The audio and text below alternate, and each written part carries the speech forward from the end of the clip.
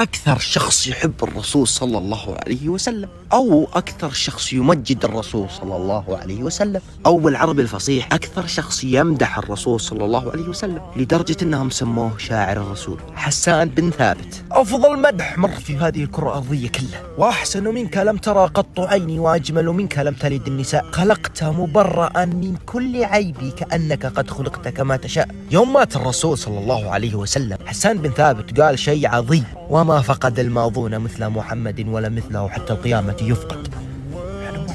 قبل الله يسلم حسان بن ثابت جو المشركين قالوا: اسمع يا ولد، اطلب ما لذ وطاب من هذه الكرة الأرضية. قالوا النبي اكتسب محمد، فذهب حسان واختبأ وراء رضمه يعني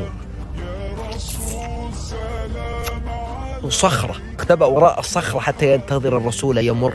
هم رجع قموز يمه كفار قريش، قال: ها بشر سبيته. قال: لما رأيت أنواره سطعت وضعت من خيفتي كفي على بصري، روح من النور في جسم من القمر، كحلية نسجت بالأنجم الزهري. صلوا على من جلس على ركبتيه يواسي طفلا مات عصفوره، صلوا على من زار يهوديا تغيب يوما واحد عن إيذائه، صلوا على من اختصر الحب بقوله: لا تؤذوني بعائشة، صلوا على من ينادي يوم القيامة: أمتي أمتي، صلوا على من بكى شوقا لرؤيتنا. اللهم صل وسلم على سيدنا ونبينا محمد.